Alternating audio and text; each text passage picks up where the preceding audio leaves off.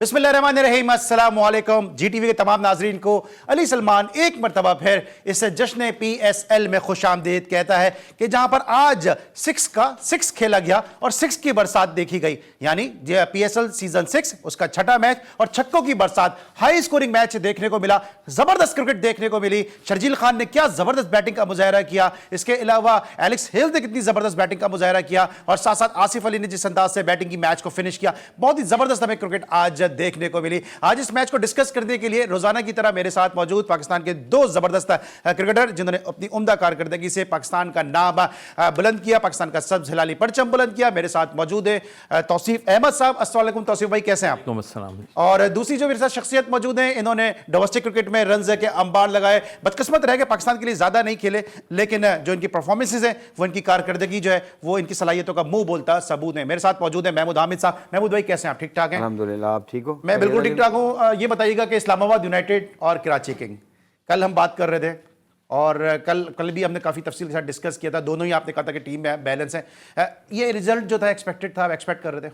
नहीं, अच्छी क्रिकेट देखने को मिली है ओवरऑल। अगर हम देखें तो एक अच्छा टारगेट दिया था कराची किंग्स ने और उसको चेस किया इस्लामाबाद ने। और इस्लामाबाद की तारीफ इसलिए करनी पड़ेगी कि चेस करना इतना आसान नहीं होता, और लेकिन जिस तरह एक टीम परफॉर्मेंस हुई है, एक चिप इन किया, हर प्लेयर ने अपना रोल एक अदा किया है। शुरू में जिस तरह एलेक्स हेल्स खेले, उसके बाद जो पार्टनरशिप लगी हुसैन तलत की और इफ्तिखार की, वो बड़ी अच्छी एक पार्टनरशिप थी और गेम को उन्होंने अपने हाथ में रखा। ये नहीं हुआ कि गेम जो है वो बहुत अवे इनसे चला गया कि जहाँ पर उनको बहुत बड़ी स्लॉगिंग करनी पड़े, तो गेम को इन्होंने हाथ में रखा। 10 रन तक मैक्सिमम एवरेज जो गया तो वो अचीवेबल होता है। आपको पता है विकेट इन हैंड होता हूँ, आपके हाथ में होता है मैच। तो इन्होंने बहुत अच्छा, मैं समझता हूँ कि इफ्तिखार ने, हुसैन तलत ने गेम को लेकर चले और आखिर में आसिफ अली ने जिस तरह फिनिश किया तो आपने देखा ही है, मजा आया। और नाज़रीन, जिस तरह हम अपने शो में ना सिर्फ इस मैच को डिस्कस करते हैं बल्कि साथ साथ कोशिश करते हैं कि कुछ मुनफरिद स्टैट्स, मुनफरिद रिकॉर्ड्स भी आपको बताएं, तो आज जो रन स्कोर किए 196 रन स्कोर किए कराची किंग्स ने इस्लामाबाद यूनाइटेड के खिलाफ 3 विकेटों के नुकसान पर। तो ये इनका इस्लामाबाद यूनाइटेड के खिलाफ बेस्ट स्कोर भी था PSL में। इससे पहले इन्होंने 2020 में 187 रन स्कोर किए थे और आज उन्होंने अपने इस रिकॉर्ड को बेहतर बनाया। क्या रहा इस मैच में, आइए एक नजर डालते हैं आज के मैच की समरी पर कि क्या रहा आज इस मैच में। ये आज जो मैच खेला गया जनाब, इसमें कराची किंग्स ने पहले बैटिंग की, 196 रन स्कोर किए 3 विकेटों के नुकसान पे। और जिस तरह मैंने पहले कहा कि अपने गुज़िश्ता रिकॉर्ड को बेहतर किया, 187 था इनका 5 विकेटों के नुकसान पर जो उन्होंने 1 मार्च को स्कोर किया था 2020 में। और शर्जील खान ने बड़ी ज़बरदस्त 105 रन की इनिंग खेली। इसके साथ साथ बाबर आजम ने 62 रन स्कोर किए और जवाब में मतलूबा टारगेट जो था सेंचुरी को स्पॉइल कर दिया। यहाँ पर इफ्तिखार अहमद ने 49 रन की नॉट आउट इनिंग खेली। फिर एलेक्स हेल्स बड़ा अच्छा खेले 46 रन पे, हुसैन तलत ने 42 रन की इनिंग खेली और यूं मतलूबा टारगेट जो था वो 5 विकेटों के नुकसान पर हासिल कर लिया।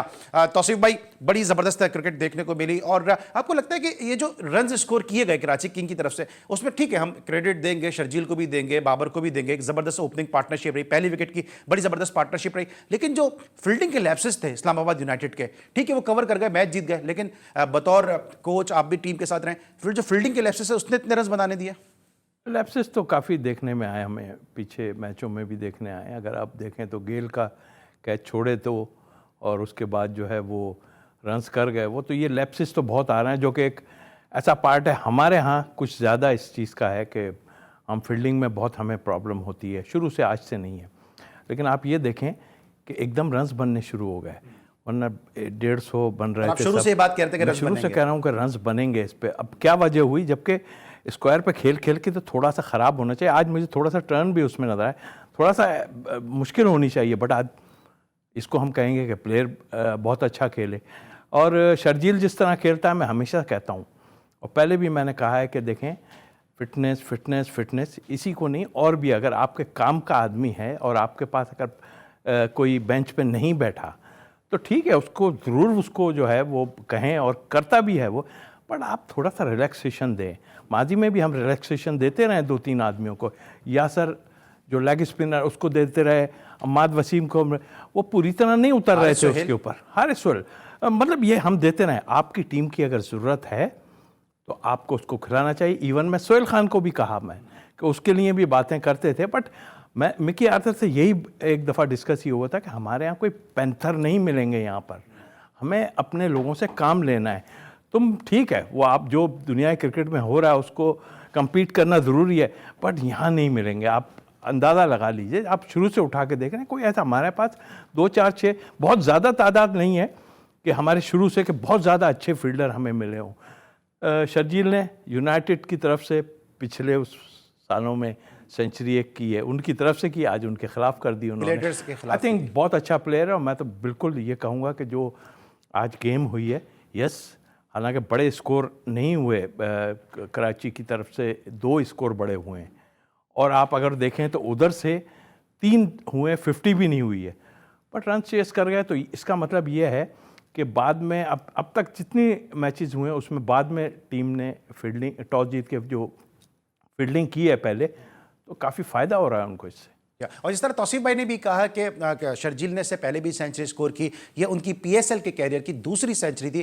तो अब तक मजमूई तौर पे 9 सेंचुरीज पाकिस्तान सुपर लीग में स्कोर की जा चुकी हैं, और 3 सेंचुरीज के साथ कामरान अकमल सर फहरिस्त ने 2 सेंचुरियां स्कोर की हैं शर्जील खान ने। इसके अलावा क्रिसलिन भी सेंचुरी स्कोर कर चुके हैं, कॉलिन इंग्रम भी सेंचुरी स्कोर कर चुके हैं, डेलपोर्ट भी जो है वो सेंचुरी स्कोर कर चुके हैं। तो इस तरह तकरीबन कुल मिला के लगभग 9 सेंचुरीज बन जाती हैं। राइली रोसो भी सेंचुरी स्कोर कर चुके हैं। लेकिन आज के दिन जो ज़बरदस्त 176 रन की पार्टनरशिप रही, तो ऐसा लगता है कि 24 फरवरी का जो दिन है वो पाकिस्तान सुपर लीग में रन्स की बरसात का दिन है, रन्स की बहार का दिन है, क्योंकि पहली विकेट की 176 रन्स की पार्टनरशिप हुई आज के इस मैच में, कि जहां पे बाबर आजम और शर्जील खान ने इनिंग का आगाज किया कराची किंग के लिए। लेकिन इस्लामाबाद यूनाइटेड वो बदकिस्मत टीम है कि आज ही के दिन यानी 24 फरवरी 2020 को कोयटा ग्लैडिएटर्स की जानिब से अहमद शहजाद ने और केविन पीटरसन ने बड़ी जबरदस्त एक पार्टनरशिप लगाई थी, 133 रन की पार्टनरशिप लगाई थी। तो दोनों मरतबा जो थी इस्लामाबाद यूनाइटेड ही वो टीम थी जिसके खिलाफ पार्टनरशिप हुई, और दोनों मरतबा 24 फरवरी का ही दिन था। तो क्रिकेट का खेल बड़ा अजीब अनसर्टेनिटी का गेम है, बड़े स्टैट्स का खेल है, नंबर का खेल है। आपको क्या लगता है, महज इत्तेफाक है ये इस्लामाबाद यूनाइटेड के लिए 24 फरवरी का जो दिन है वो ज्यादा अच्छा नहीं उनके बॉलर्स के लिए? आई थिंक वैसे तो ओवरऑल अगर देखा जाए तो दिन तो अच्छा है उनके लिए, मैच जीते वो, और इसलिए मैंने कहा बॉलर्स के लिए। हाँ, लेकिन ये तो सारी चीज़ें स्टैट्स चलते ही रहते हैं, लेकिन ओवरऑल का हमें क्रिकेट आज अच्छी देखने को मिली है, मज़ा आया क्रिकेट देखने में। थोड़ा सा पॉइंट्स अगर हम डिस्कस करते हैं कि ठीक है 196 मेरे ख्याल से ही थोड़े से रन्स और हो सकते थे। अगर आप ओपन की पार्टनरशिप देखें तो कंज्यूमिंग ऑफ द बॉल्स, अगर बाबर की आप बॉलें देखें तो बाबर ने काफ़ी बॉलें कंज्यूम की हैं, तो अगर वहाँ पर उतने बॉलों में अगर वो तकरीबन अराउंड 75-80 रन्स करते तो मेरे ख्याल से ये स्कोर जो है वो 210-215 के करीब होता। तो ये थोड़ी सी चीज़ें, मैंने कल भी ये बात कही थी कि अब डिसाइड करना पड़ेगा टीमों को कि हमारा पार स्कोर क्या होना चाहिए पहले बैटिंग करते हुए, क्योंकि सेकंड बैटिंग में थोड़ा सा ओस का भी चक्कर आ जाता है, बॉल जो है वो इतना ग्रिप नहीं कर रहा होता, बड़े अच्छे बल्ले के ऊपर आ रहा होता है, तो जब हिटिंग हो रही होती है तो बॉलर्स को बचाना बड़ा मुश्किल हो जाता है। तो ये एक जो है वो बहुत बड़ा ड्रॉबैक है। तो ये चीज़ सोचनी पड़ेगी। पार्टनरशिप तो माना, लेकिन उस पार्टनरशिप का फ़ायदा नहीं हुआ, टीम हार गई। तो आपको थिंक टैंक को ये सोचना पड़ेगा कि कहाँ हमसे गलती हुई है, कहाँ हमें जो है वो एक्सेलरेट करना चाहिए था, कहाँ हमें जो है वो तेज़ खेलना चाहिए था जब हमारी विकेटें भी गिरी थी। तो कंज्यूमिंग ऑफ द बॉल जो है वो थोड़ा सा ज़्यादा हो गई बाबर की तरफ से, जिसकी वजह से मैं समझता हूँ कि थोड़े से रन्स कम हुए। ठीक है, और इस तरह हम बात कर रहे हैं कि स्टैट्स का खेल है, अनसर्टेनिटी का गेम है क्रिकेट, नित नए रिकॉर्ड्स भी नजर आते हैं। तो आज एक और भी बड़ी जबरदस्त इंटरेस्टिंग फैक्ट सामने आया, वो ये था कि जनाब कॉलिन इंग्रम ने 24 फरवरी 2019 को कोयटा ग्लैडिएटर्स के खिलाफ जो थे वो 127 रन नॉट आउट किए थे और महज 59 बॉल्स का सामना किया था। और आज यानी 24 फरवरी के ही दिन शर्जील खान ने भी जो है वो सेंचुरी स्कोर की, 105 रन की इनिंग खेली और उन्होंने भी 59 बॉल्स का सामना किया। तो तौसीफ भाई, स्टैट्स का खेल है, मजेदार गेम है वैसे क्रिकेट। यार बिल्कुल है, मगर हमने कभी इस बारे में सोचा नहीं, सच्ची बोले। और ये आप जो बता रहे हो, शाबाश है आप पे, और बड़ा होमवर्क आपने किया है और हमारे यहाँ काफ़ी लोग इस तरह के होमवर्क करते हैं और होना भी चाहिए। अच्छा, तो यकीनी आपको लगता है लोगों को पता चलना आपको लगता है चाहिए। शर्जील पहले इस्लामाबाद यूनाइटेड के लिए खेलते थे, आज उन्होंने उनके खिलाफ सेंचुरी स्कोर कर दी। एलेक्स हेल्स को इतने मौके नहीं मिले कराची किंग के लिए, आज वो खेले कराची किंग के खिलाफ, उन्होंने जबरदस्त परफॉर्मेंस का मुजाहरा किया, तो घर को आग लग गई घर के चिराग से। होता है ऐसा, और मेरा ख्याल है कि सबसे अच्छी बात यह है कि ये नज़र आ रहे हैं, और फिर अगर बाहर वालों का यहाँ आन के रन करना वो बहुत मायने रखता है। मैं समझता हूँ कि इसलिए कि पहले टाइम में तो वो यहाँ पे नाचते ही रहते थे स्पिनर पे, पता ही नहीं चलता था उन्हें। एक टाइम ऐसा था, बट अब उन्होंने इंडिया और ऐसे एशिया में जा जाके उनको आइडिया हो गया इन पिचेस पे खेलने का, तो आई थिंक उनको हम क्रेडिट देते हैं। देखिए, हमारे ओपनर का तो सारा सॉल्व हो गया था। मैं ऑनेस्टली बताऊं, एक ऐसा वक्त आया जब ये कुछ अनफॉर्चुनेटली शर्जील के साथ और खालिद लतीफ़ के साथ कुछ ऐसा हुआ, वरना मैं समझ रहा था कि पाकिस्तान की जो ओपनिंग की प्रॉब्लम्स हैं ना, किसी हद तक कम हो सकती थी, क्योंकि शर्जील तो कम से कम तीनों फॉर्मेट में खेल सकता था। ये जो हमारा गैप आया, इसमें जो है हमें प्रॉब्लम है, और उसके बाद अभी तक आप सोच रहे हैं मिस हैंडल कर गया इस मामले को, सॉल्व हो चुका था, मिस हैंडल कर गया। नहीं, सॉल्व मेरा नहीं ख्याल हो सकता था, इसलिए कि काफ़ी कुछ ऐसा कुछ हो गया था, और जो मुश्किल हो रहा था कि कोई संभाल पाए, और उस पर आपको पता है लॉयर ने भी जा के कि नहीं, मैं इसलिए पूछूं कि स्वतः टीम के साथ थे, जी। तो क्या आपको लगता है कि वो उसको सही हैंडल कर लिया गया, ये इतनी ही बात थी या उससे ज़्यादा बढ़ा चढ़ा के पेश की गई? भाई उस वक्त तो हमें यही सिर्फ पता चला कि ऐसे ऐसे कुछ हुआ है, और उसके बाद हमने देखा कि इनको जहाज़ में बिठा के भेज दिया गया। उसके बाद जो इंक्वायरी हुई आपके सामने है सारी कुछ, तो बट हमें पाकिस्तान की क्रिकेट को बहुत लॉस हुआ है। ठीक है, गुफ्तगू का सिलसिला मजीद हम जारी रखेंगे अपने दोनों क्रिकेट एक्सपर्ट से, दोनों मेहमानों से, लेकिन साथ साथ आज हम इस मैच को भी डिस्कस करेंगे। और आज जो है वो दो हैपनिंग्स भी हुई हैं पाकिस्तान क्रिकेट के हवाले से। एक तो सेंट्रल कॉन्ट्रैक्ट की कैटेगरीज का ऐलान कर दिया गया और कुछ खिलाड़ियों को प्रमोट किया गया, कुछ को डिमोट किया गया, और कुछ खिलाड़ी नाराज भी नजर आ रहे हैं। वो क्यों नाराज हैं ये भी डिस्कस करेंगे। साथ साथ जनाब पाकिस्तान सुपर लीग में अब कुछ जो मैचेस हैं और कौन से वो मैचेस हैं वो भी आपको बताएंगे, लेकिन तमाशाइयों की जो आमद है उसके दरवाजे खोल दिए गए हैं, यानी कि पाकिस्तान सुपर लीग के दरवाजे पाकिस्तान की आवाम के लिए खोल दिए गए। इन तमाम चीजों को डिस्कस करेंगे एक छोटे से ब्रेक के बाद।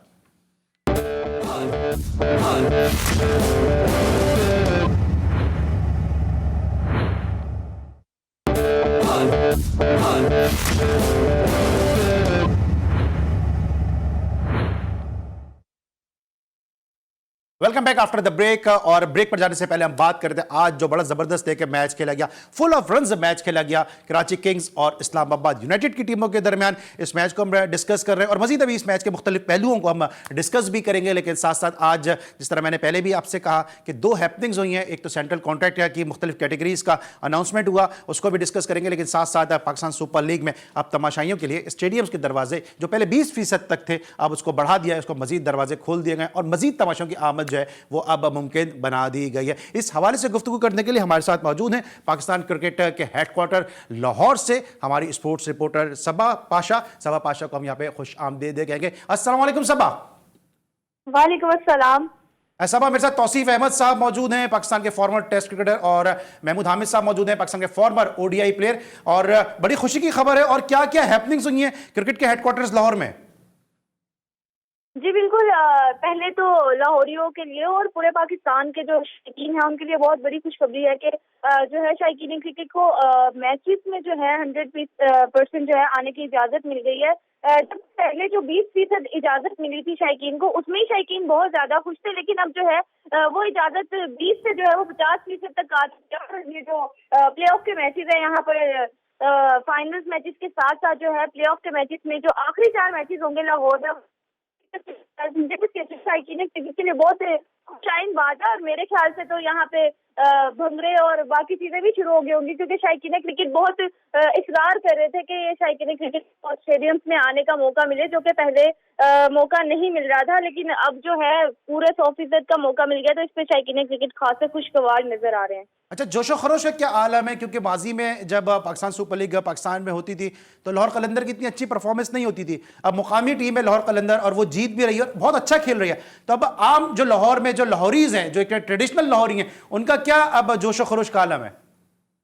जी बिल्कुल, ये पीएसएल की हिस्ट्री में पहली बार हुआ है कि लाहौर कलंदर्स जो है पीएसएल के स्टार्टिंग के मैचेस ही जो है वो जीतना शुरू कर गया। इसमें लाहौरी जो है काफी ज्यादा खुश नजर आ रहे हैं। लाहौरियों का जोशा जज्बा तो देखने के लायक ही नहीं है। साथ ही साथ जो लाहौर CEO आतिफ राना है, वो भी, उनसे भी बात हुई थी, वो भी काफी खुश थे। उनका कहना है कि ये सारा फैंस का सपोर्ट है जो आज टीम जो है अच्छी कारकर्दगी कर रही है। जबकि राशिद खान और हफीज की भी काफी अच्छी परफॉर्मेंस रही है मैचेस में, तो इस पे जो है लाहौरी काफी खुशगवार नजर आ रहे हैं। और कोई सिक्योरिटी प्लान वगैरह आया? क्योंकि कराची में तो काफी लोग जहां खुश भी हैं, वहां पे थोड़े से नाराज भी हैं कि रोड्स बंद हो गई हैं, लोगों को प्रॉब्लम हो रही है, इस पर काफी डिस्कशन भी हो रहा है। तो वहां भी कुछ इस किस्म का कोई सिक्योरिटी प्लान आया? कुछ लोगों से आपकी बात हुई?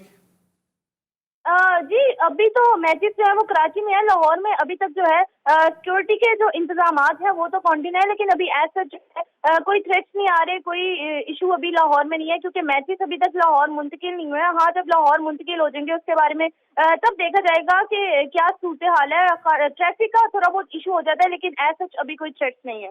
ठीक है, तो सबा ये बताइए इस वक्त आप कितनी अंडर प्रेशर हैं, क्योंकि लोगों ने तो टिकट मांगने शुरू कर दिए होंगे आपसे? जी बिल्कुल, मैं तो ये क्रिकेट के लिए तो बहुत खुशखबरी की बात थी एक टिकट्स का आना, लेकिन जब से ये खबर आई है तब से तो मैं तो सिर्फ यही सोच रही हूँ, क्योंकि पहले से ही लोग जो थे 20% पे ही लोग काफी ज्यादा टिकट्स जो थे वो मांग रहे थे। अब 100% की भी जो इजाजत मिल गई है, मैं तो अब ये सोच रही हूँ कि टिकट्स को किस तरह से, टिकट्स का मामला किस तरह से हल करना है, क्योंकि अब तो और डिमांड आना स्टार्ट हो जाएंगी। पहले तो मैं ये कह के थी कि सिर्फ कम ऑडियंस अलावा है, 20% ऑडियंस अलावा है, तो मैनेज नहीं हो सकेगा। लेकिन अब ये भी मैं बहाना नहीं लगा सकती, मैं भी यही डिस्कस कर रही थी कि अब आगे मैं क्या करूंगी इस बारे में। ठीक है, और जो जो हम यहाँ फेस कर रहे हैं, अब आप वहां फेस करेंगी तो होड़ मजा आएगा। थैंक यू सो मच सबा हमारे साथ मौजूद थी। और नाजरीन, ये एक बड़ा एक ज़बरदस्त PCB का जो एक मुस्तहसन कदम है कि तमाशों की आमद जो है वो मजीद जो है वो खोल दिया गया है। और तौसीफ भाई, तमाशा एक असल हुस्न है, क्योंकि जिस दौर में आप क्रिकेट खेलते थे तो टेस्ट क्रिकेट में भी जो है वो स्टेडियम जो था वो जैम पैक होता था, फुल होता था। जिस तरह आपने इंडिया में जाकर क्रिकेट खेली, पाकिस्तान को मैच जिताया, तो क्या तमाशा का क्या इम्पैक्ट होता है? बहुत ज़्यादा होता है, और प्रेशर डेफिनेटली। और मुझे तो याद है अच्छी तरह के, जाहिर है जिस तरह मैं आया था सबको पता है। तो मुश्ताक मोहम्मद साहब ने मुझे कहा था कि तुम बाहर पब्लिक को मत देखना, उसके शोर को मत सुनना, नहीं तो तुम मतलब बिल्कुल काम में हो जाओगे। तो उन्होंने मुझे, और जब बाहर निकला था तो एक ऐसा शोर जो अब नहीं सुनाई देता हमें, लेकिन यकीनी तौर पे प्लेयर के लिए बहुत मोराल बूस्ट करता है।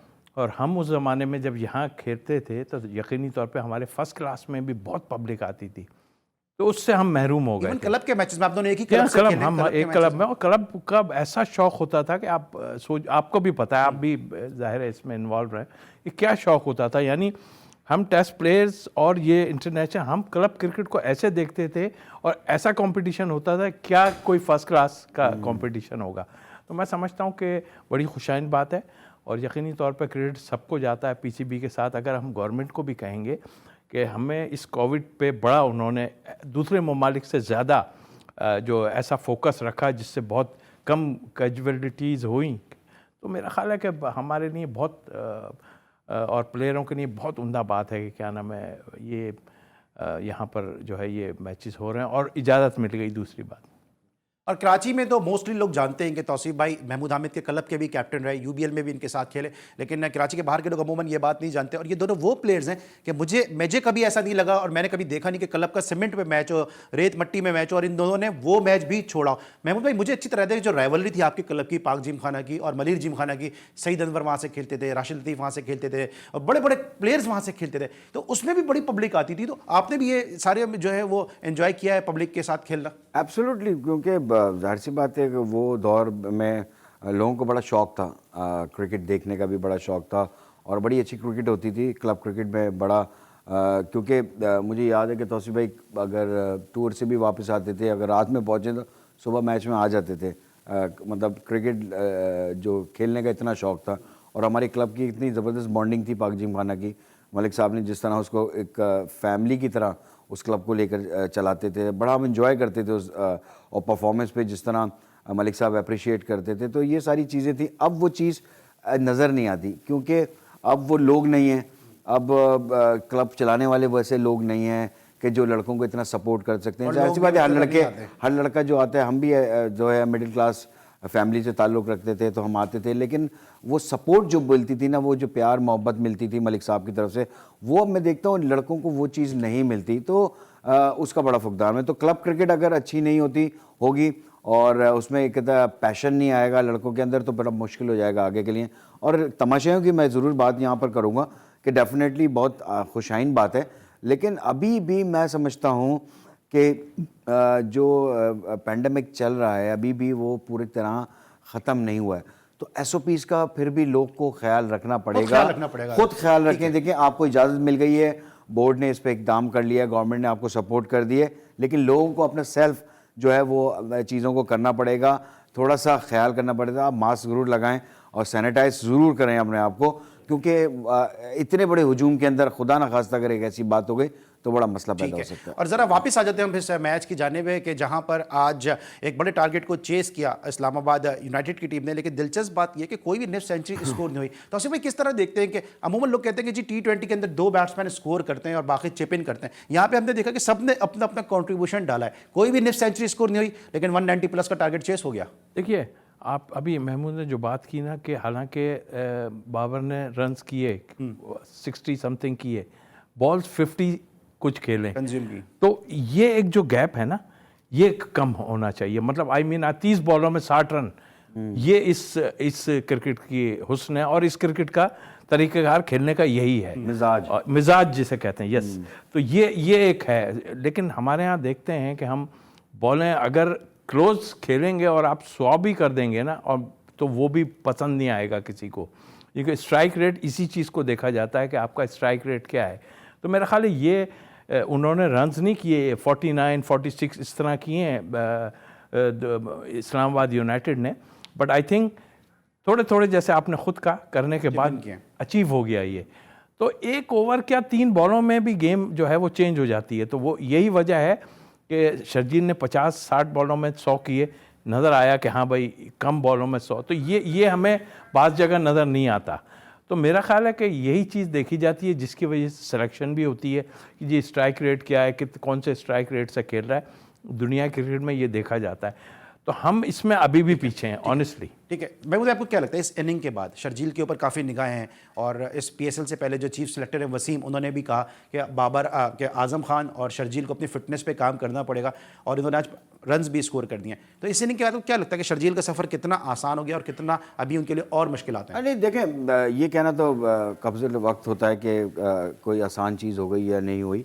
हाँ, कंसिस्टेंसी उसको Sharjeel as a good player, और अगर हम उसको पहले देखें जो इंसिडेंट से पहले, तो शर्जील वेल सेटल हो गया था पाकिस्तान टीम के अंदर। ऑस्ट्रेलिया में बड़ी ज़बरदस्त इनिंग खेली इसने, लेकिन एक अनफोर्सीन जो हुआ जिसकी वजह से ये पीछे हुआ।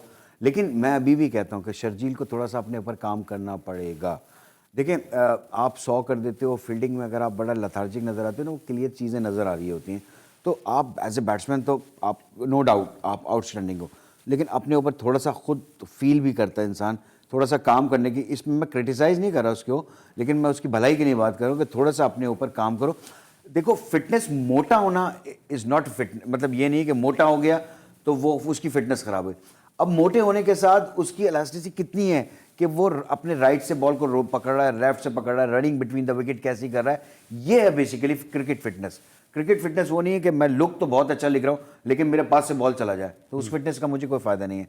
फिटनेस वही है कि आपके अंदर एनर्जी हो और आप में इतनी फुर्ती आ जाए, वेट आपको कोई मसला नहीं है, लेकिन आप बॉल को पकड़ सकें फील्डिंग के अंदर। तो ये मेरे ख्याल से कर सकता है शर्जील में, इतनी कोई मुसीबत नहीं है। थोड़ा सा टाइम आपको देना पड़ेगा। जहाँ अगर आप 15 मिनट फील्डिंग प्रैक्टिस करते हो, आप ट्रेनिंग पे लगाते हो, आप घंटा फील्डिंग की प्रैक्टिस करो, ट्रेनिंग पे ज़्यादा तवज्जो दो, तो आप में जो है वो फुर्ती आपके अंदर भर जाएगी। तो अब मेरे ख्याल से किसी को भी प्रॉब्लम नहीं होगी। अच्छा तौसीफ भाई, अब शर्जील के साथ जिस तरह महमूद भाई ने बड़े अच्छे तरीके से एलिब्रेट कर दिए सारे मामले को, लेकिन आपको क्या लगता है कि जो शर्जील है उसके साथ क्या सिर्फ फिजिकल फिटनेस का ही प्रॉब्लम है या मेंटल फिटनेस भी उनको दरकार है? क्योंकि जब वो इस स्टेज पे दोबारा आएंगे, आमिर को भी ये प्रॉब्लम हुई, जब आमिर गेंद करने के लिए भागते थे तो पीछे से आवाज़ें कसी जाती थी। तो आपको लगता है कि शर्जील के साथ इस चीज़ पर भी काम करने की ज़रूरत है? देखो, प्रेशर तो उस पर डेफिनेटली था, जाहिर है इतने टाइम आया, अब उसने कवर कर लिया और उसके बाद अभी रन्स भी करने शुरू कर दिए। देखें, इसको वो ना बनाएं कि आप फिटनेस है बिल्कुल ज़रूर होनी चाहिए, और वो कोशिश भी कर रहा होगा। आप वेस्ट इंडीज़ के उस प्लेयर को देखिए जो हैवी है बहुत ज़्यादा और वो खेल रहा है और परफॉर्मेंस भी दे रहा है नाम। जी हाँ। कौन ऑफ स्पिनर तो अब मैं ये नहीं कहता, मैं कहता हूँ उसे 2020 में आप ला के देखें। एक आप कॉन्फिडेंस जब देंगे ना, ये मुल्क के लिए कर रहे हैं आप, मैं उसके फेवर में इसलिए बात करता हूँ कि आपकी क्रिकेट जो है बहुत पीछे चली गई है, आपके पास वो प्लेयर ही नहीं है। मैं तो ये कहता हूँ कि हमारी बैड लक है कि खालिद लतीफ़ और ये उस वक्त निकल गए, वरना हमें ये वाइट बॉल की क्रिकेट तो अब आ रही है। आपको इसमें अभी कौन सा आप कोई लड़का ऐसा है आपका ओपनर जो सेट है? अभी भी हम वही रो रहे हैं कि ओपनर, तो कोई बुराई नहीं है, उसकी फिटनेस पे वो काम कर रहा है। वसीम अकरम से पूछ लें, उसके साथ ही रहता है, जितना वो ख्याल करता है इन चीज़ों का कि फिटनेस का हो, उससे बात करके देख लें। उसको 2020 में लाएं पहले और उसके बाद देखें आपके क्या होता है। अगर हमारी वसीम अकरम से वाइट पूछेंगे तो क्रिकेट कुछ फिर लोग ये कहना शुरू हो जाएंगे कि वसीम अकरम की कहने पे चल रहे हैं, वैसे ही आपको पता है मामला। तो वो तो मैं भी पिछले समय मैंने बात की थी कि आपने उसको कह भी दिया था कि जो है वो ओपन गए और फिर वो आप की थी, लेकिन पब्लिक के कहने पे तो कुछ नहीं होता ना। वसीम तो एक ग्रेट है ना, उसके कहने पे क्या मतलब वो ऐसा आदमी है कि उसकी बात कोई नहीं मानना चाहिए। वो कर रहा है और देखता है, मतलब आई मीन कि ऐसे लेजेंड साथ हैं और टीम में कि आप खुद देख रहे हैं कि जो लोग उनकी टीम के साथ हैं तो क्या प्लेयर हैं वो। तो मैं तो कहता हूं कि ये चीज़ें सब छोड़ें कि कह देना वो सभी एक साथ हैं, हर्षद, देखिए अभी मैं आमिर, वसीम, सभी लीजेंड एक साथ हैं, सभी एक साथ हैं। आजम की आपने बात की यार, मैं कहता हूं अगर उसमें ठीक है अर्ली नहीं हो, लेकिन उसको आप ऐसा ना करो कि बिल्कुल ही वो कर दो, उसको आप खिला के देखो। 2020 में बन अभी नहीं, थोड़ा टाइम ये खेलेगा, उसमें रन्स करेगा और सही जगह अगर उसको मिल जाए ना, मैं यकीन से कहता हूं कि ये फॉर्मेट में वो आजम लड़का भी रन्स करेगा। सही।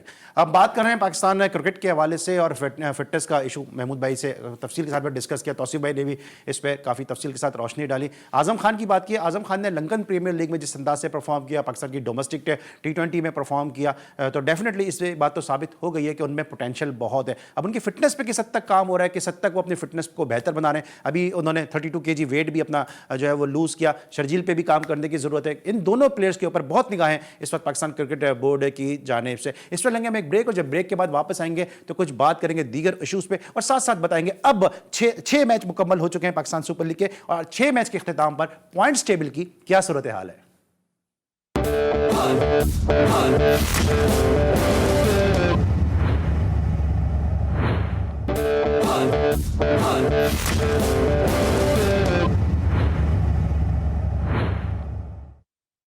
Welcome back after the break. और ब्रेक पर जाने से पहले हम बात कर रहे थे कि अब पाकिस्तान सुपर लीग में 6 मैचेस मुकम्मल हो चुके हैं और 6 मैचेस के बाद अब पॉइंट्स टेबल पर क्या सूरत हाल है, आइए जरा एक नजर डालते हैं पॉइंट्स टेबल पर। पॉइंट्स टेबल पर इस वक्त लाहौर कलंदर्स की टीम टॉप पे नजर आ रही है। उन्होंने अपने 2 मैच खेले, दोनों ही में कामयाबी हासिल की, 4 पॉइंट के साथ सर फहरिस्त हैं। इसके अलावा इस्लामाबाद यूनाइटेड ने भी अपने दोनों मैचेस जो खेले उसमें उन्होंने कामयाबी हासिल की, लेकिन रन रेट की बुनियाद पर वो उस पर सेकंड नंबर पे हैं। कराची किंग नंबर 3 पे मौजूद है 2 पॉइंट के साथ और पेशावर ज़ल्मी 4 पे और मुल्तान सुल्तान 5 और फिर कोयटा ग्लेडिएटर्स जो इस वक्त आखिरी नंबर की टीम है वो इस वक्त नंबर 6 पर मौजूद है। तो आसिफ भाई, अगर पॉइंट्स टेबल को आप देखते हैं तो आपको क्या लगता है कि ये मतलब जस्टिफाई करती हैं टीमें, या आपको लगता है कि इसमें अभी बहुत उतार चढ़ाव आएंगे या इसमें बहुत ज़्यादा रद्दोबदल नजर आएगी?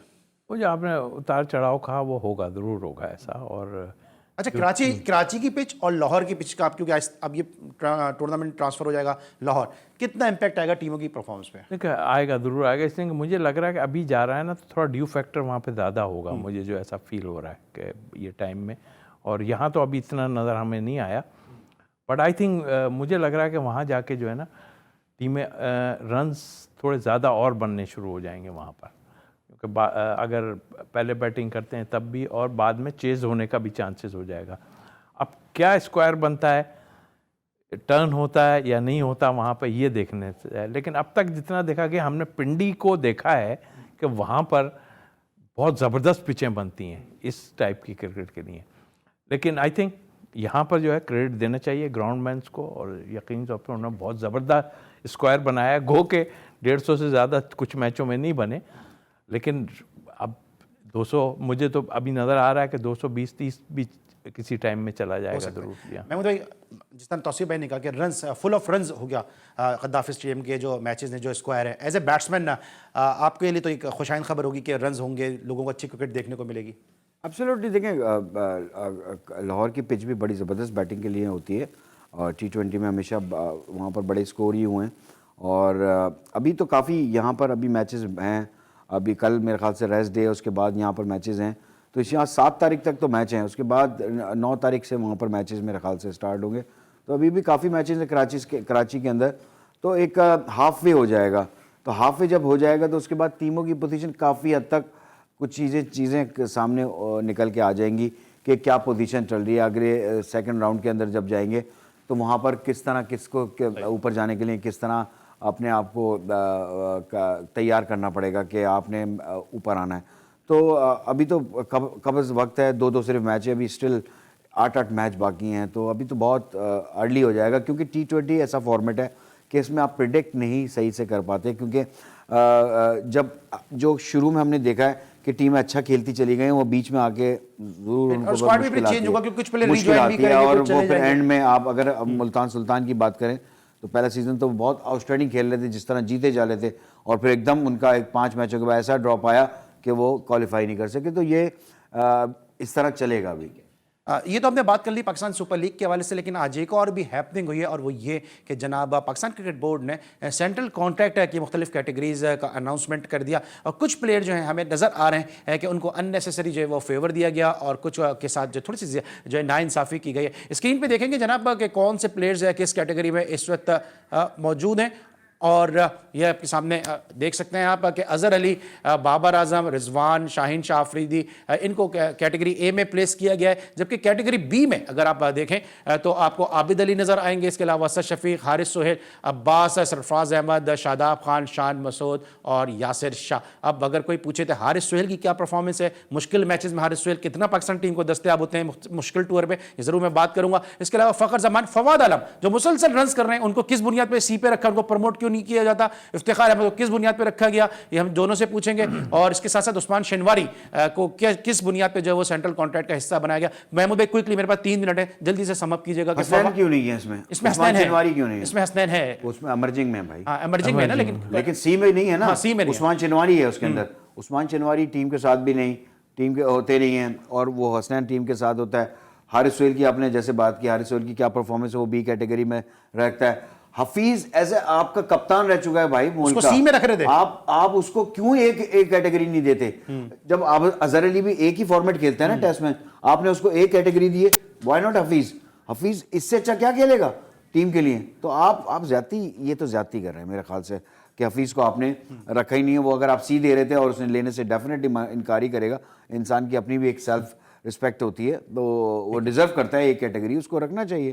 तो ये मेरे ख्याल से जो 2-3 मैंने नाम बताएं, अब ऐसे कुछ प्लेयर्स हैं जो सिर्फ एक फॉर्मेट खेलते हैं, वो बी में भी हैं, ए में भी हैं, और कुछ लोग हैं जो सारे फॉर्मेट खेलते हैं, तो वो नीचे भी। तो क्राइटेरिया पहले क्लियर होना चाहिए कि क्राइटेरिया की परफॉर्मेंस नहीं होनी चाहिए, इससे भी बढ़ के कोई क्राइटेरिया होता है। फवाद आलम परफॉर्मेंस दे रहा है, उसको सी में रखा है। हफीज जैसे सीनियर बैट्समैन को सी में रख रहे हैं, हर जगह वो परफॉर्म कर रहा है, पाकिस्तान के लिए हर जगह रन्स कर रहा है, लेकिन उसको भी सी में रखा, उसने फिर मना कर दिया। और मेरे ख्याल में सही फैसला है, क्योंकि इससे पहले सरफराज के लिए भी कहा गया था कि उसको बी कैटेगरी दी जा रही है, तो उसको मना कर देना चाहिए।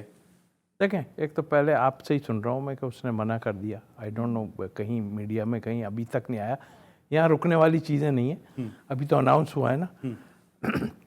कल से देखिएगा शुरू हो जाएंगी क्या चीज़ें। हाँ, 2-3 जो लड़कों के बारे में आपने वो यस, लेकिन ये तो वसीम खान ने कहा है ना, ये तो जो प्रेस रिलीज उन्होंने कहा है अब कि वसीम इसने मना कर दिया। अब मैं आपको एक चीज़ बताऊं, ये आन के क्लियर करनी चाहिए कि हम क्यों किसको ये कैटेगरीज दे रहे हैं और किस लिए हम इसको नीचे कर रहे हैं।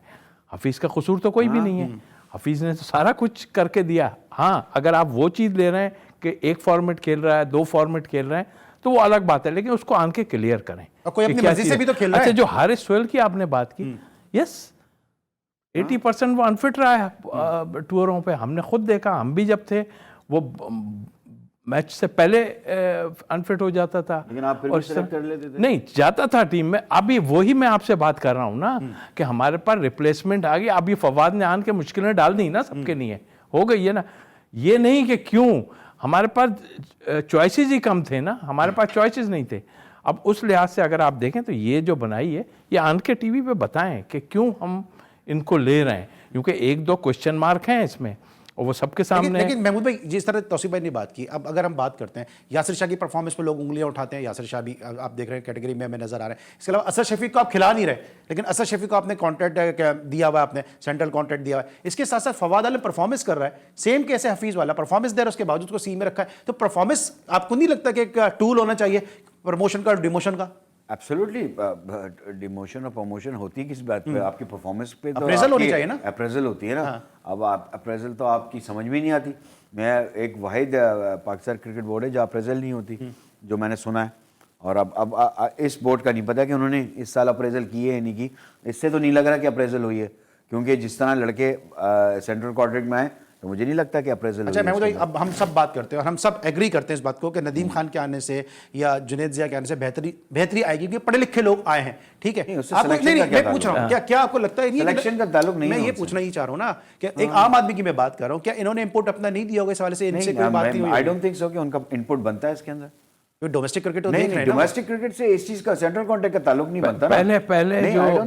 लेकिन जो डोमेस्टिक नहीं ऐसा था पहले था। मैं आपको बताऊं, डोमेस्टिक क्रिकेट इसलिए मैंने क्वेश्चन किया। मुदस्सिर नजर वगैरह थे जब इनपुट उनका लिया जाता था, लेकिन यहाँ मुझे नहीं पता कि किसका। और चीफ सिलेक्टर का भी, उसका भी इनपुट है।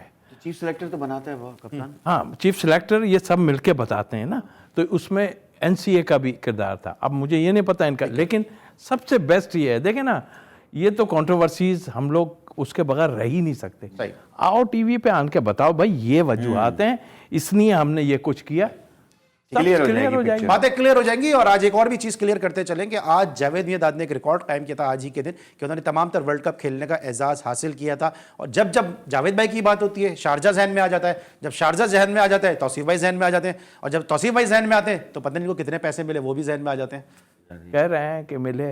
और अनवर मकसूद साहब, वो बुशरा अंसारी ने एक मेलोडी बनाई थी ना, तो मैं जब मिला उनसे तो मैंने उनसे कहा कि सर वो इनकम टैक्स वाले मुझे ढूंढ रहे हैं, आपने 8 दरहम का कह दिया, तो बड़े ज़ोर से हंसे। तो मतलब आई मीन के क्या यहाँ बता दूं, फिर मेरे पीछे पड़वा देंगे। अच्छा ये तो बता दें कि ये आज आपसे हम रुखसत चाहेंगे, क्योंकि कल से हमें दूसरे गेस्ट ज्वाइन कर रहे हैं। इंशाल्लाह आपको दोबारा मदऊ करेंगे। क्विकली मुझे बताइएगा 10-10 सेकंड दोनों के पास कैसा एक्सपीरियंस रहा? ज़बरदस्त। मैं तो मतलब आई मीन के खेलना एक डिफरेंट चीज़ है, यहाँ बैठ के बात करना एक डिफरेंट चीज़ है। बट हम इतना इन्वॉल्व रहे कि हमें बात करना आ गई है कि हम बात कर सकते हैं। देखें, मज़ा आया, एंजॉय करता है। और बेसिक चीज़ें जो जिस मकसद के लिए प्रोग्राम है, उस मकसद को हम एनालाइज कर रहे हैं। और नाज़रीन, इन दोनों का साथ हमारा इस सीजन का इतना ही था, लेकिन आगे इनको दोबारा हम रिज्वाइन करवाएंगे। कल हमारे साथ नया गेस्ट मौजूद होगा, नया पैनल मौजूद होगा। कल तक के लिए अली सलमान को इजाजत दीजिए। अपना बहुत ख्याल रखिए। अल्लाह हाफिज।